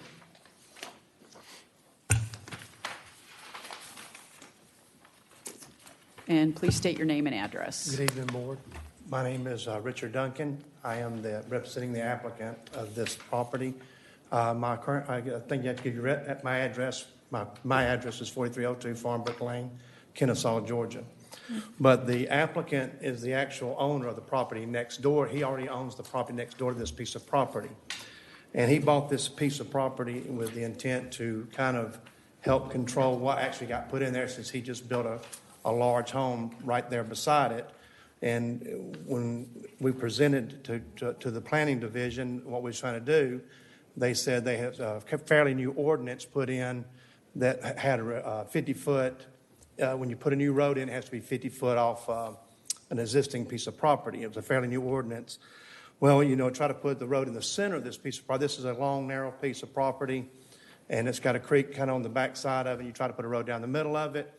It makes the lots too close to the fairly new subdivision of Trayton, and it makes the back side of the houses close to his property. And that's one of the reasons he wanted to put the road on that side, so the lots wouldn't really back right up to his property. So we tried to put the road in the middle. We just felt putting between you put your setbacks in and you put houses in. It's just putting the houses too close to the adjacent pieces of property. Like I said, and one of the reasons he wanted to do this is to like I said, not put the houses right up against the back of his property, That's why I want to put the road in. We know already, this gentleman's a developer, we already know putting one single road in is more costly than putting a road down the center. But like I said, it just makes all the houses too close to the other residents by putting it in the center. Also, by putting in the road there up against the property line, and instead of allowing that 50-foot strip, it allows those houses to be actually pulled further. The fairly new subdivision Trayton put in, it allows those houses to be also pulled closer to the road, which allows more distance from the new homes to the current residents there. Also, the 50-foot strip, by allowing that 50-foot strip in there, that's fairly new ordinance, that's a long road through there. It takes up about an acre of land. And by taking up an acre of land, it's got an acre of almost unusable piece of property there. And next, there's already some tree buffers along. I think the current owner of this was somebody bought this originally. I think there was an issue there once before where they put up kind of like a little some kind of soccer or baseball field there, and they had put trees on both sides of the property. So there's already existing tree buffers already on both sides of the property, big cryptomeras where these guys were doing their little soccer fields and all. But I'm open for any suggestions or questions. But that's the reason the current, like I said, the current owner he owns the property that this new existing road that's going in will be running parallel to his property. It's not somebody else. It's not another residence that's there. So, and where is his property on this plat? He is Mr. Camaro, which is to the east of the property. I didn't bring a plat. I've been at the hospital all day. My dad had emergency surgery, and they just got a text. He finally got out, and I rushed here, and I'm heading back up there as soon as we're finished. Sorry to hear that. Okay, so he owns all this. Both tracks? Bob, what is the requested variance, the compromise or the real issue they're asking for? How many feet? 48 feet. Well, So is it, what happens is when you have if you're doing a subdivision, if you do 3 lots or less, it's a minor subdivision, and you could put a driveway anywhere you would like. But once you go over 3 lots, it becomes a major subdivision, and now you're subject to those rules. And those rules say that you have to have a 50-foot, the road has to be 50 feet off of the property line. Now, if he was to put the road 50 feet off the property line, he would substantially lose the number of lots. So it is a density issue in a sense, because he's looking for relief and as a result, would substantially increase the density on the property. He'd get 4 more lots than he normally would if he did it just in its configuration. Now, he does own the property next door, so I mean, if he wanted to forego 50 feet of that property, he would be in compliance, and I'm sure I don't know about the rest of the configuration and whatnot. I'd have to look at it. I was only looking at it for the variance request, but I mean, it would then come into compliance if he really wanted additional lots. But by supporting it, basically what you're doing is really increasing. Yeah, so you said that this was 50-foot was a relatively new buffer standard or something. What was it before that? Was it 40 feet? No, it's always been in the It's always been subdivision. 50. Yeah, it's been in the subdivision regs. The city hasn't added that. When I went to submit the plan, I was told it was a fairly new ordinance that has been put in. That wasn't not an original ordinance. how many acres does the owner have I'll check next the date door? of it before it I have never asked him Let's how many make he a note, has. make sure we He check the recently date just of it. built that house, and Before I know it is, based yeah. on talking to him, because I've already talked to him about that by doing it the way y'all were asking, you asked about giving up some of his other property, but the reason he built that house like he built it, he bought that piece of property to build that house on. And if you look, also there's a reason, if you look at that to his property too, there's already 2 easements that go back to 2 more parcels, two more lots back there. And it was actually by putting this new road in, it made better access to get to those 2 lots than having that little narrow strip coming all the way from Thompson Road to there also. So the picture I'm looking at, it seems to me that he owns everything to the east, That is correct. not the north, but to the east. That is correct. And it's the same ownership structure, both east and west? I mean, why couldn't, since he owns all of this, Yeah. why couldn't he just move the property line? Well, because he bought them separately. Originally, he bought this piece to build, the first piece to build his house on. And when this piece of property came up for sale, he didn't want somebody coming there and putting a bunch of tract homes in there or something like that. He just built a $5 million house right here, and he didn't want somebody to discredit what he just built and put houses that back up to his. That's why he wants that road there. He don't want somebody come in here and put it on the other side and have houses that back up to him. He wanted to kind of make it where he could kind of help control what was actually backing up to his house, and also help the neighbors on Trayton by putting that road there. It helps everything shift over, where it allows those houses to be further off the road. I mean, it can be configured by putting the road. You could make it by putting a road, but it'd be trickier. I have drawn it several different ways, but everything, you try to draw it and put a U in there and try to make that, everything don't configure right. It makes the houses get closer to Trayton's project. It makes houses get closer to the ownership of the property that we're in question with. And we're just trying to keep the integrity to look better for Trayton and his piece of property also. And he don't want to utilize, because he bought that piece separate. The only reason he bought this piece was not to lose more of his other property, because he's already got the house centered where he wants to center it. He didn't buy it just so he could have to give up some of his other property. He bought it to help somebody else from coming in there and putting something cheesy right beside his brand new house. All right, so again, I'm going to have to be on the record that I'm against this. We have codes for a reason. I've got 18 acres, and I'd love to do this, is get this variance and get 7 lots. I could pay for my whole 18 acres, and I have the land to do this same thing, is to ask you all, I would come before you and ask you to do the same thing for me, because it's a profit-motivated, density-motivated issue.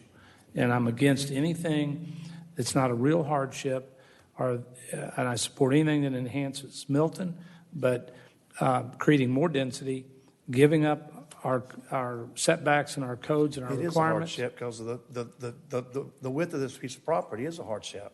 Well, I've got sort of the same thing. You can't develop it. You can't put a road in it to utilize the piece of property. So it is a hardship. But why can't he move the property line to the east? I'm sorry? Take up some more of his land. Why couldn't he yield? Well, what if he didn't own that piece of property? Now, if I would have just bought that individually myself to develop it, because I'm a developer too. That's what I do. I'm going to be developing this project for him. And if I would just came in there and bought that piece of property, or tried to get a contract to buy it to develop it. Well, in due diligence, you would have figured out what the code is. You'd have figured out you can't build on this piece of property. You would have gotten it under contract. I'm a developer. Under contract, you'd have done your due diligence. You'd have looked at Milton's codes. They're fair and equitable. And you would have said, I can't develop this. And that's really where we are tonight, is it's a piece of property that eventually can be something, but I'll quit talking. I'm on record that Gotcha. I'm absolutely against a 48-foot variance that allows you to build a road and not meet our codes. And it's new construction. It's if we start doing this kind of precedent, we're going to be having dozens of these all the time in a fast-growing area where the land values have doubled. So I'm on record to the BZA. I'm against the density, and I'm against the variance to create density. Against the variance and against variances that create density for no reason other than profit. Yeah. And I'm all about profit. I'm a Yeah, developer too. I would be inclined to agree with that on this particular case. I don't agree that we should be changing any sort of code for road access that gets us into not a good precedent. So, Well, that's exactly where you don't want to be. No. yeah. Are there any other comments from the public? Anyone from the public want to speak on this particular case? Any other questions or comments from the board? No. Okay. Thank you, sir. Thank you.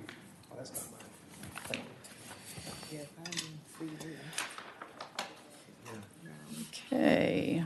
Any final reviews? Any new business? I believe we do have 2 items on new business.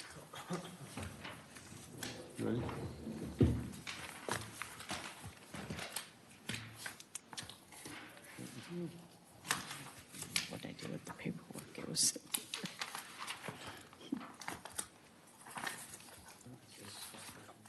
schedule? Approval, we're approving the 2020 Design Review Board schedule. Okay, so as everybody knows, the Design Review Board meets on the first Tuesday of each month. The only one that I have in question is the April 7th. That is when Fulton County Schools is on spring break. I can push that back to the 14th if everybody is okay with that. What have we done in the past? Because I know there's no meetings for that month.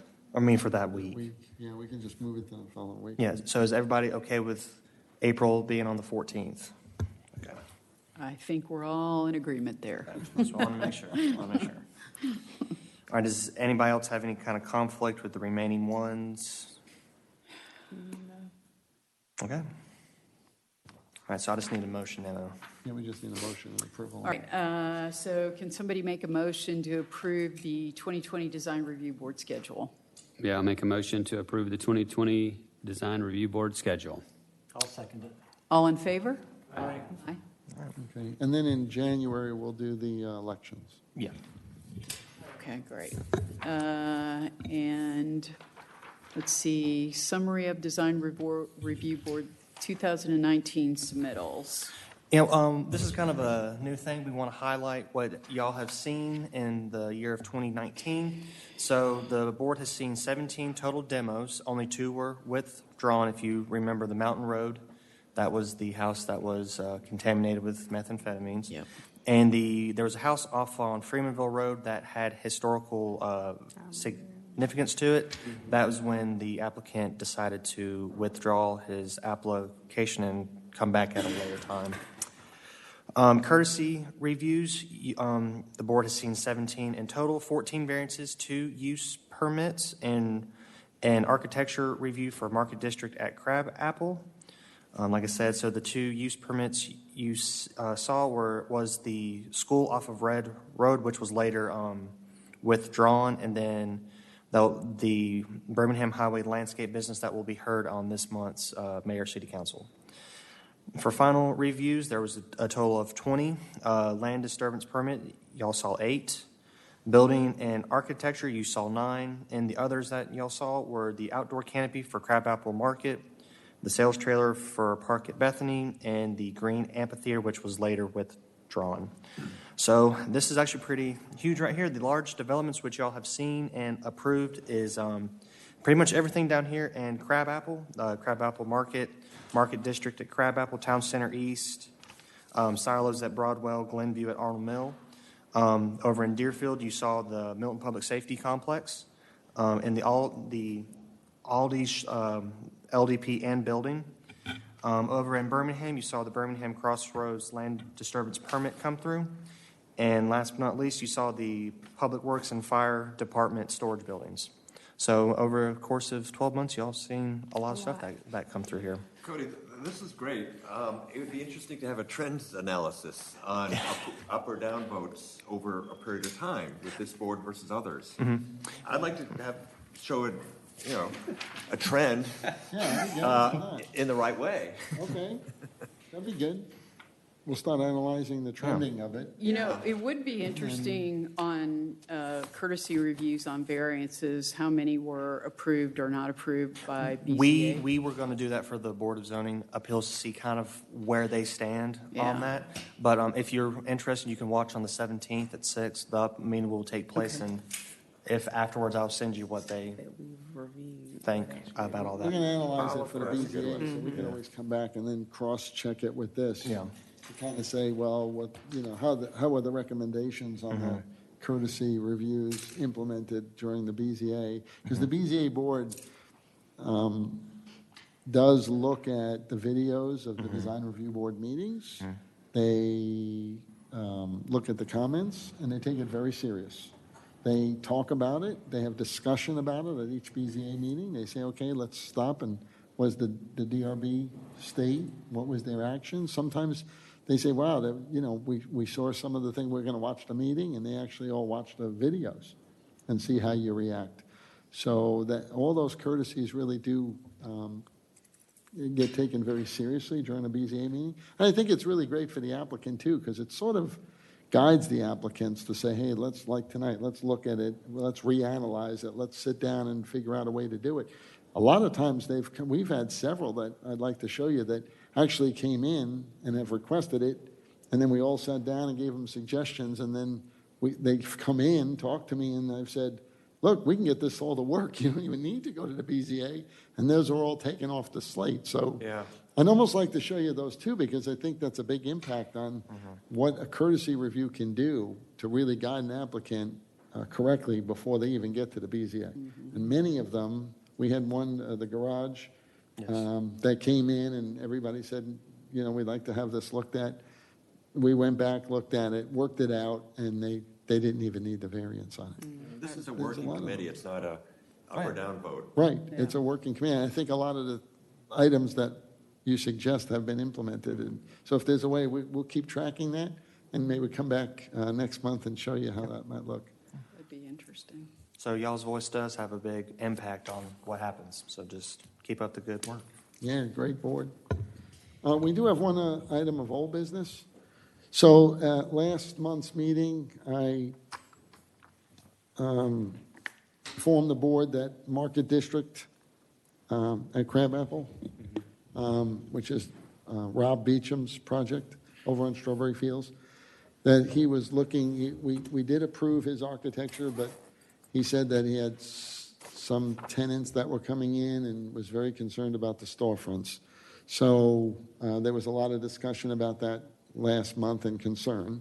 So I asked him if he would spend a few minutes and come in and kind of go through that with the board in more detail.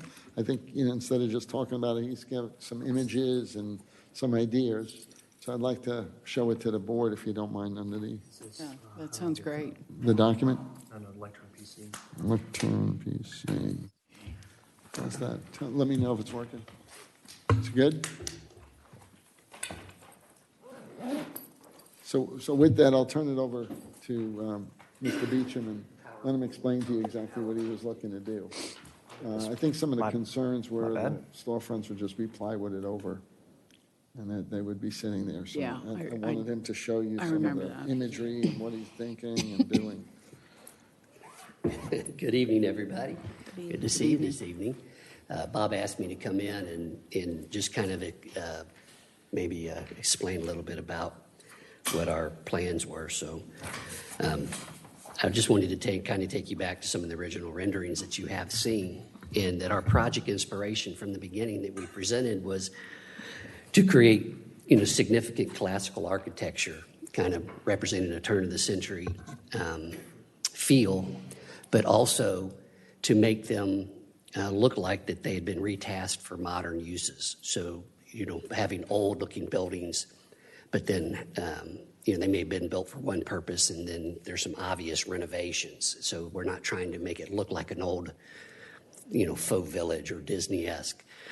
So that's kind of the inspiration. As you can see in the storefronts that are shown, one of the concerns and one of the ideas we had for creating longevity for the project is that we know that tenants will come in and stay and potentially go. And so we talked with Tracy, our architect, and tried to design the area in each one of the storefronts that was structurally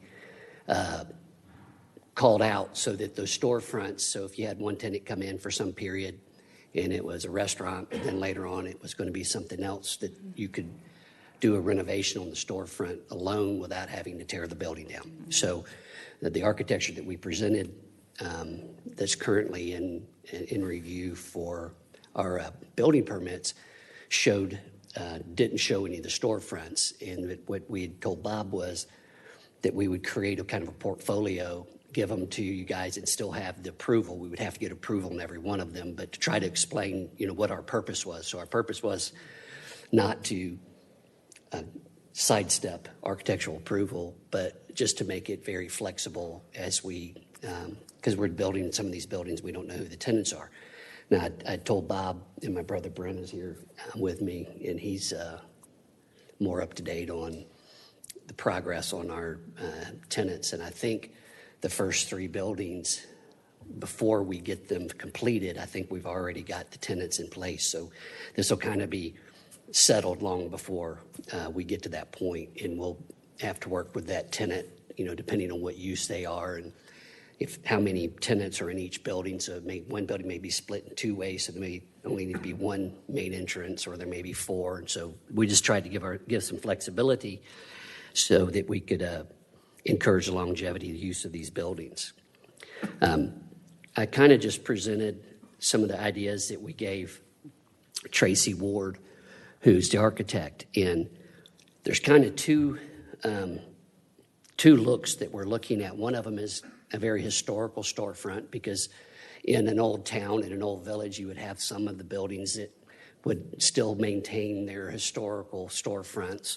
And so these are ones that I've gone through and found attractive, and I think they would look great in any project. And, again, these are kind of some historical that would, have a very old world feel. But Can I also, ask a question yeah. right here?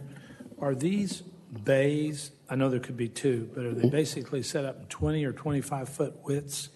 The buildings are, let me scroll back, and this is a poor building, but if you kind of looked at the two on the left, that's equivalent. This is building 4, and this is the only one that's this size. Most of them are less than half, and so the probable split is 2 tenants on the retail would be the most probable, but I think on buildings 1, 2, and 3, the interest we have is in building 1 would be a split floor, and buildings 2 and 3 would be single tenants. So that's why we're kind of leaving open, because you don't want 4 front doors if you've got a single tenant. So, we would have to go. The pictures you're showing us are 20-foot wide bays. Yeah. I didn't know if you. Some of them are 8. And some of these bays are as low as, I think, 15, and some of them are up to 19. So they're running kind of 15 to 19 But that doesn't mean a tenant couldn't take 2 bays and have a 40-foot. Yeah. Well, but the way that it's designed is, because part of the architecture was to split the buildings to keep them from getting monolithic, so that they would look like individual buildings. So even if one tenant takes a whole building, there's still multiple facades. Mm-hmm. So we'll have multiple facades, but if they wanted one entrance on the front, one on the back, then maybe on the other sides it'd be primarily windows or things like that, or non-operational doors. Mm-hmm. And so we're still working kind of on our portfolio of ideas, and these are just some of the ideas that I've gone through and spent quite a bit of time researching to give to Tracy. So we've kind of got two looks that we think would be appropriate. One is the kind of a historical look, like it was built this way a long time ago and it stayed. And then the second look that is in line with our vision for the project is kind of a retasked, remodeled look. And that's where I bring in the kind of idea of a transitional storefront inspiration, so that it looks intentionally like it was an old building that has been retasked or retasked for a new purpose. So these are just some of the ideas of, and there's nothing specific about any of so I call them inspiration. They're just inspiration for ideas, but they're not actual drawings. Tracy has pushed out a few of them and these were pretty simple, that we're just starting the portfolio, but you can see that this kind of one look had 3 different, the one on the left I think is 14, the one in the middle is 19, and the one on the right is 17. So we got a couple different opening sizes, and then 2 additional samples. But we plan on having quite a variety of these we can give to Bob, and that we can show customers or potential tenants. Is really what we're looking for, is some looks that we can kind of get to Bob, get an idea, yeah, that looks great. We can show it to a tenant, and then we'd still have to bring it back and say, okay, this is what we're doing. But it just makes, we don't want to get into custom design for every tenant that comes in. So if we can get, a handful that look good and that the city's comfortable with, then we think that's the best way to handle new tenants coming in.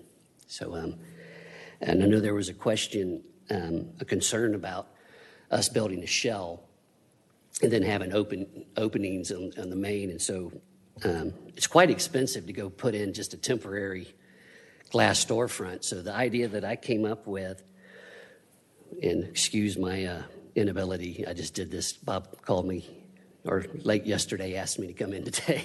But the idea would be to actually build almost a storefront out of, and that would be done with wood frame painted black, and then putting a graphic behind it so that it actually had some dimensionality. And as you drove by, it didn't look like a plywooded up front with a big vinyl sign. But fortunately, we think that the first 3 buildings, we won't even have to go there. I think they're all filled already. So, but this was just an idea that I had that would keep a big opening, either a blank opening looking into an unfinished building, or the typical, plywood painted with a vinyl sign. I don't think anybody'd be happy with that, but this was something I thought would be cost effective, but also more attractive than just a plywood.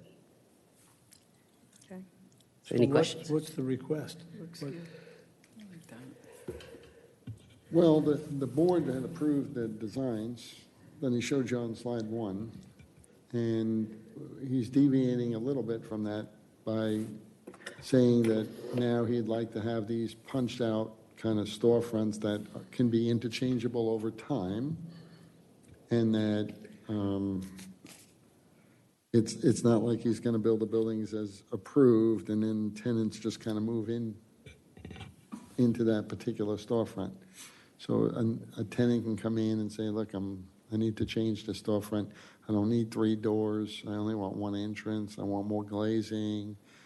It's different from what was originally approved.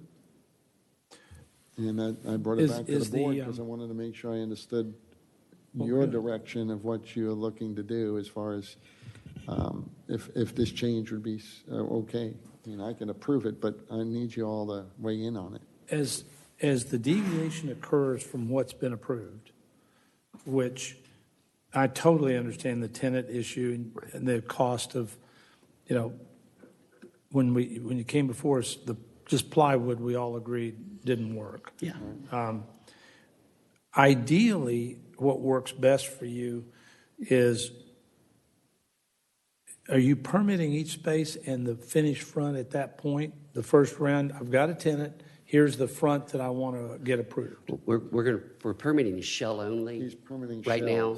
Okay, so the shells only. Yeah, it's shell only. So there is an issue here. Yeah. As you need to get a tenant approved, is the plan to come back to us on every tenant?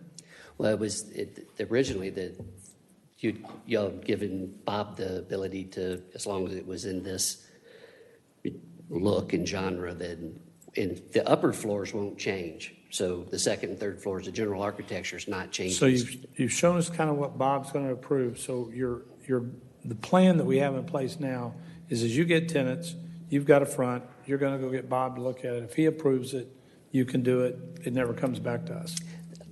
Okay? And I'm good with that. Yeah, I mean, that was Tracy's a great architect. Yeah. You're doing a great job. All the fronts you showed us are great. Understand the tenant issues. So the real issue tonight is, how do we deal with the plywood as the shells get built and you don't have a tenant for 1 or 2 or 3 or some number of spaces? Yeah. You're wanting us to approve this that goes in the empty holes. Basically, it's an idea to keep from just having a plywood. All right, let me ask details here. Details. Yeah. Would it be this exact picture? No, I just was on the internet. I was looking for an idea of and I did this like an hour and a half ago. So I was coming up with, this was one of the designs, almost like a glass storefront look, and then just putting something behind it. This is better than plywood. Yeah. Maybe you want to get that approved by us next month. What is the picture you really want to put up, or will it be 3 or 4, which is, there's a great city in Florida, Palm Beach, Florida, and they're very touchy about Worth Avenue. Yeah. And they have 8 or 9 different pictures you can put in those storefronts. They all depict some historic part of Palm Beach. Okay. I'm with you on this. and would support it. I just don't know what your vision of the picture might be, and I'd like to have the board have some say-so about, this is what we're going to see 4 times over there as you drive by. Important new street, important cut-through.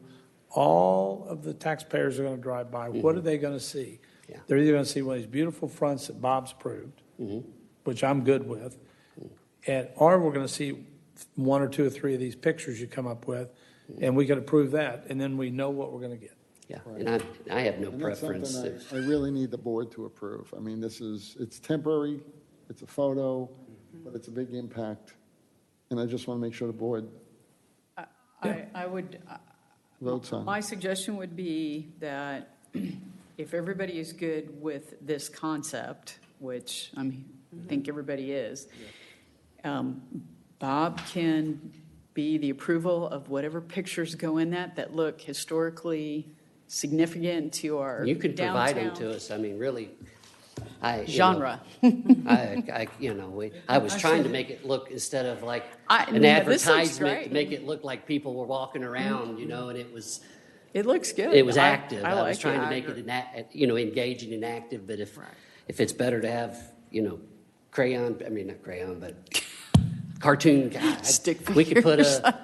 re-election signs in there. I mean, you guys give me the put back there, we don't care. I mean, I'm fine with this. yeah, I mean, I was just Yeah. thinking something, as you drove by, it looked like Because people I've were seen there. worse. I've seen to the whole other direction, so I'm fine with it. It's better than most. This looks Yeah. good. And I don't think we're going to have this problem. I mean, as of today, And that's a good, Right, that's a so good you need thing. to get it. You need to have a plan, Yeah. because you're probably going to have 1 or 2 spaces. yeah. So and that's why I think this is a good one. And I can give you 10 pictures. You guys send me pictures, send Bob pictures. We really Right, well, But there I might think be the a- board there might be just- a point where even one tenant moves in, 3 years later, he moves out, they put another one of these up temporarily while Sure. the Right. tenant's renovating. Yeah. So whatever we do, I'd like to, the whole idea is to kind of get them pre-approved. Yeah. Make sure everybody's okay with it. He knows it's good. We don't have to keep coming back. Yeah. But I would like the board to kind of just do a look-see. If I could still do it, and I'll just show it to you under old business Yeah, at the I next think that's meeting. fine. And I The think this- applicant doesn't have to come back again. And But I think did this ask falls him to in come line in. with what you were saying about precedents, because now this does set the precedents. The next person that decides to do this, we can Yeah. refer back to what we And like I think this can look, this can be made to look, at a drive-by at 20 miles an hour, it doesn't look You like wouldn't even know. Right. an uninhabited space. It can actually look pretty decent. So Bob's going to do that. Okay. And just old business, show us, you pick 3 pictures that look good so they're not all the same. And if you repeat 1, 2, 3, and then 1, 2, 3, if you had 6 spaces, Yeah. and it's just not painted white Yeah. plywood or unpainted plywood was my Sure. worry. And We could even do something crab apple. I mean, there could be doesn't have to be people, it could be a billboard for crab. I mean, Yeah. Good branding tool. Yeah. Yeah. It's a place. Yeah. This reinforces it. Yeah. and I was just hoping that people drove can look by, at it it was like giving as the a feel branding. of activity. Yeah. yeah, I like this Absolutely. picture too. I said historical, but I didn't mean that. That's what they do. Yeah. At home of Addison Meisner. Right, Tim? Yes. And so this is really great. Your window panes are really kind of cool. Yeah. And so just develop this and, Okay. your problem solved. And hopefully they're all tenants, but odds are they won't Yeah. be. And like Bob said, at some point, somebody will move out and there will be, Another. a space that we This one, have you know to how to do change, it. and You this is a kinda great put idea. these in, you set, then once the tenant's in and he's done, they can change it I around. can build this So in I love 2 the days. word precedent. So you've now set a good precedent that we would expect on unbuilt, unleased, incomplete buildings. And, Yeah. And it's cost effective. I mean, the nice thing about this is, but as a if you developer, do it, we can then say it. yeah. Other developers need to do it too. I mean, We it's set probably done precedent. for $2,000. I mean, it's not versus actually putting in a real, something that, But if this is you're, throwaway. if you're handy, you take it, when you get leased, you take it out and store it. Next and one. use it again. Yeah. You only make 3 and then use them all. And you sell Exactly. it to other Yeah. builders as they get Yeah. ready to move. Throw you it to can sell Amazon. them. Perfect. Charlie, just think about it. Then he's got them. I don't think so, no. We don't need a vote or anything. I was just wanted going to you ask you see if it. we need a vote. I wanted to make sure. I asked them to come in because they said, well, he'd be able to How about describe it. everybody a head nod? Nodding. Yeah, no problem. Thank y'all very much. Thank you very Permits much. are in process. We're wanting to break ground really as soon as Yeah. you'll And give quite us frankly, permits. the road is doing good. The road Yeah. is. The road's fantastic. I drove It looks on the great. road. It's looking good. It looks great. great. It's in. Oh, wow. Taylor Morrison came in Yeah. Oh, yeah. on Monday, and they said that they're working on their sewer and drainage pipe for the lake. So they're back engaged, and they're working full Nice. steam now. Perfect. And they're looking at their architecture. And the townhouse portion will come back in front of this board. And I've been working with them. I told them, that they have to up their game and really get it to Milton standards. And we had quite a long meeting on that to really get it up. And so I think everything is moving along very nicely. It's wonderful. My brother actually had a great suggestion, is that the road down in front of our project has been, I don't know if it's been officially named Charlotte Road Extension, or that's just been a project name, but it doesn't sound like a great street name. Right. And it would make sense to either call it Charlotte Road or Heritage Walk. Now, we would prefer Heritage Walk to tie us in with, extend Heritage Walk. Because, Atlanta's famous for every block you change the name of a road. It's just, I don't know So I why. think Public Works wanted it, they suggested that it's called the Charlotte Extension, but honestly, Well, nobody's when going to we know it's an did, extension. when we did, Yeah. It's built. yeah, Exactly. when we did Heritage in front here, there was no road when we built it, and then we brought it to council. So I think it might be a good thing to go to a good council meeting, and in the beginning, there's a 10-minute Okay. Is that the process to session. get the, That might be a nice idea for you to come in. Yeah. And say, look, my property abuts most of it. Yeah. And it's a big impact for me, and I would like it to be. We'd rather see possibly Heritage Walk named 'cause it's- Heritage. it And ties us it's into really up to downtown. the council to decide the names of roads. It's true. So it might not be a bad idea. We'll come to the next council meeting. Council meeting, do the 10-minute, there's nothing on the agenda, so you're allowed to speak about that. Okay. And make the suggestion and say, look, we are the biggest property frontage is along that road, and we'd like it to have a nicer name. Yeah. That's I something was you thinking think would be Beecham nice. Boulevard, but we'll go with Heritage Beecham Walk. Boulevard. Yeah. But Heritage Bob's Walk Place. just even sounds better than advertising. You got advertising, you come visit us at Heritage Walk versus Charlotte Road Extension. Yeah. That sounds like an outlet mall, and we're not an outlet mall. So. Sounds like you're out of place. Thank y'all very much. God bless. Thank you. Yes, Are we officially adjourned? we are. Okay, we're adjourned.